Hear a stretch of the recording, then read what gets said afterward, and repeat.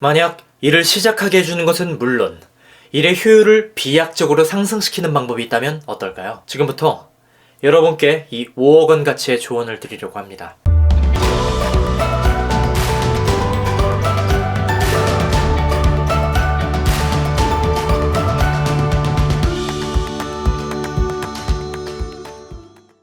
할 일이 왜 이렇게 많지? 어디부터 손을 대야 돼? 하기 싫어. 이런 생각들, 바쁜 와중에 종종 하게 되는 생각들인데요. 온갖 일들에 둘러싸여서 하기 싫은 일을 억지로 하게 될 때도 있고, 여기서 더 나아가면 압박감에 삼켜져서 결국 아무것도 하기 싫어지는 무기력한 상태가 되기도 합니다. 그리고 심하면 이 고민들에 삼켜져서 내가 무얼 고민하고 있는 건지조차 모르겠는 불안한 마음이 생기기도 합니다. 그리고 이 불안한 방법을 해결하는 방법에 대해 저번 영상에서 다뤘었죠? 여러 일들에 둘러싸여 있을 때 우리는 어떤 것을 먼저 해결해야 할지 갈피를 잘 못 잡곤 합니다. 그리고 때론 할 일들이라는 산을 오르기를 포기하고 아무 일도 시작하지 못하는 무기력한 상태가 되기도 합니다. 이때 필요한 것은 바로 시작입니다. 무언가를 시작하는 것이 이 답답한 벽을 허무는데 아주 큰 도움이 됩니다. 하지만 이 시작을 잘 못하기 때문에 많은 사람들이 고민하고 있는 것이라고 생각되는데요. 만약 일을 시작하게 해주는 것은 물론 일의 효율을 비약적으로 상승시키는 방법이 있다면 어떨까요? 그리고 그것이 이 포스트잇 한 장으로 가능하다면 어떨까요? 자, 먼저 사전 작업이 필요합니다. 종이 위에 자신이 해야 하는 일들을 다 적어보세요.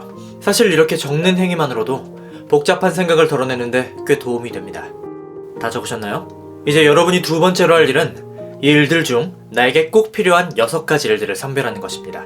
아마 이 구간이 가장 많은 고민을 해야 하는 순간이 아닌가 싶습니다. 하지만 우리의 시간은 한정돼 있고 우리의 몸은 강철이 아니죠.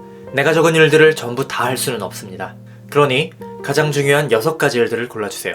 6가지 일들을 결정하셨다면, 그리고 이 포스트잇 한 장만 있다면 이미 일은 거의 끝난 거나 다름없습니다. 이제 선정된 이 6가지 일들을 아이비리의 6가지 우선순위 할 일 목록 만들기에 따라 정리할 겁니다. 여기서 아주 간략하게 아이비리에 대해 설명을 하자면, 아이비리는 미국 PR계의 전문가이자 생산성 컨설턴트입니다.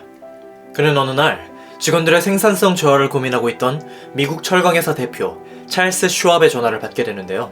찰스는 그에게 생산성을 끌어올릴 수 있도록 회사에서 조언을 해줄 것을 부탁합니다. 이에 승낙한 아이비리에게 찰스는 얼마를 드리면 되겠냐고 묻는데, 아이비리는 이렇게 대답합니다. 제 조언은 일단 공짜입니다.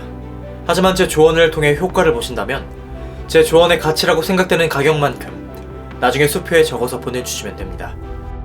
이후 아이비리는 찰스의 회사 중역들 앞에서 짧은 조언을 건넵니다. 처음 그의 조언을 들은 회사의 중역들은 그의 말을 비웃었습니다. 수년간 고민했었던 내용들이 이런 간단한 방법으로 해결될 리가 없다고 생각했던 거죠. 하지만 찰스는 그를 믿어보기로 했고 그의 조언을 직접 실행해보는데요. 1년 후 그의 조언을 따랐던 찰스의 회사는 크게 성장하게 됩니다. 그리고 찰스는 아이비리에게 수표 한 장을 보냈는데요. 그 수표에는 25,000달러, 지금 기준 하나로 약 5억 원에 가까운 금액이 적혀 있었습니다. 아이비리는 도대체 어떤 조언을 했던 걸까요? 지금부터 여러분께 이 5억 원 가치의 조언을 드리려고 합니다. 그 조언은 바로 위에서 말씀드렸던 6가지 우선순위 할 일 목록 만들기입니다. 이 우선순위 목록을 만드는 방법은 아주 간단한데요. 먼저 하루 일과가 끝나면 다음날 해야 할 6가지 중요한 일들을 메모합니다. 이때 해야 할 일 목록이 6가지를 넘어가서는 안 됩니다. 그리고 작성할 때는 가장 중요한 순서대로 할 일 목록을 정리합니다. 다음날이 되면 다른 일들은 모두 제쳐두고 첫 번째 할 일에만 집중합니다. 이 첫 번째 할 일이 끝날 때까지 시간이 얼마나 걸려도 상관없습니다. 단, 첫 번째 일을 마치기 전까지는 절대 다음 일로 넘어가서는 안 됩니다. 만약 하루가 끝났는데도 과제가 남아있다면 다음날로 그 과제를 넘깁니다. 그리고 이 방법을 매일 반복합니다. 여러분이 아까 선정한 6가지 중요한 일들을 우선순위에 따라 포스트잇에 적어보세요. 그리고 그걸 책상에 붙여두고 위에서부터 하나하나 지워나가며 일을 진행해보세요. 이렇게 포스트잇을 활용해 우선순위로 일을 진행하면 큰 장점들이 있는데요. 먼저 내가 왜 이 일을 하는지에 대한 이유를 생각하게 해줍니다. 우리는 눈앞에 닥친 일들을 처리하느라 그냥 바쁘게만 일하고 이 일이 나에게 어떤 도움이 되는지를 별로 생각하지 않는데요. 우선순위를 결정하게 되면 이 일이 나에게 중요한 일이라는 것을 인식하고 일할 수 있습니다. 그리고 시작하는 것에 대한 의지 비용을 줄일 수 있습니다. 우리는 어떤 일을 먼저 시작해야 할지 고민하느라 시간을 쓰는데요.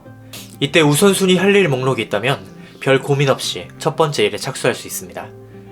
또한 우리가 실행한 일에 대한 성취감을 느낄 수 있습니다.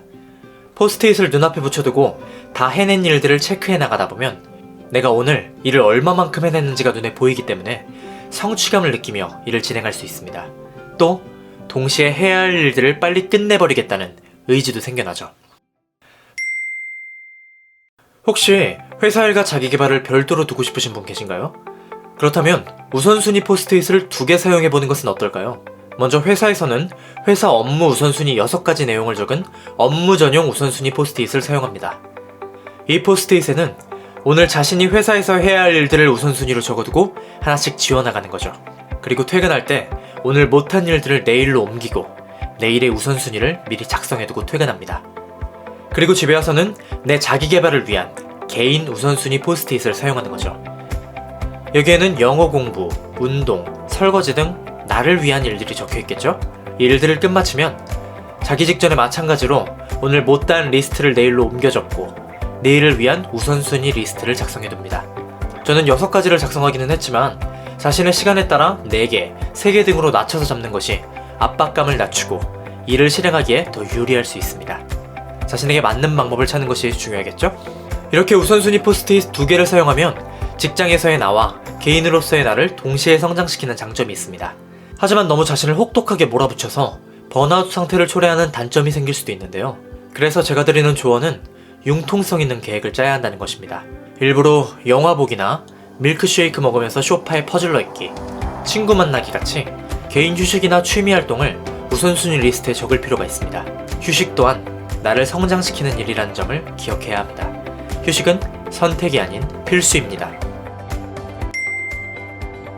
오늘의 우선순위를 좀 더 눈에 확실히 띄게 만들고 싶다면 포스트잇을 여러 장 사용해보는 방법도 있습니다. 6장의 포스트잇에 각각 우선순위 할 일들을 적어 그 일들을 할 때마다 포스트잇을 떼버리는 거죠. 포스트잇이 그리 크지 않다는 점을 생각해본다면 가시성 측면에서 훨씬 효과적입니다.